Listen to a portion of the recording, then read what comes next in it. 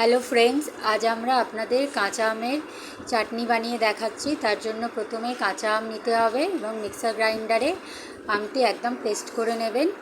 এই পেস্টটিকে কড়াই দেবেন এবং অনেকক্ষণ ফুটতে দেবেন যাতে জলটা অনেকটাই মরে যায়। এরপর পরিমাণ মতো চিনি দেবেন এবং ভালো করে নেড়ে নেবেন। ভালো করে চিনিটা মিশিয়ে নিয়ে আরও কিছুটা ফুটতে দেবেন। এরপরে আমরা অল্প একটু নুন দেব। যেহেতু কাঁচা আমটা টক, সেহেতু আপনারা ব্যালেন্স বুঝে নিয়ে নুনটা দেবেন। এবার আমরা এর মধ্যে আদাকে গ্রেট করে সেটা মিশিয়ে দেব এবং পরিমাণ মতো আরও একটু চিনি দিয়ে দেব। তারপর ভালো করে ফুটতে দেব।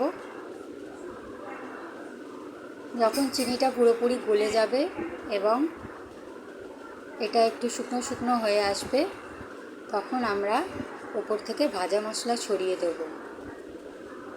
জিরে, ধনে, শুকনো লঙ্কাকে শুকনো খোলায় নেড়ে নিয়ে মিক্সার গ্রাইন্ডারে গুঁড়ো করে নেবেন এবং এই ভাজা মশলাটি ওপর দিয়ে ছড়িয়ে দেবেন। এটাতে একটা খুব সুন্দর স্মেল আসবে এবং খেতেও খুব টেস্টি হবে। তো আমাদের আমের চাটনি একদম রেডি। আপনারাও বানিয়ে দেখুন কেমন হয়েছে।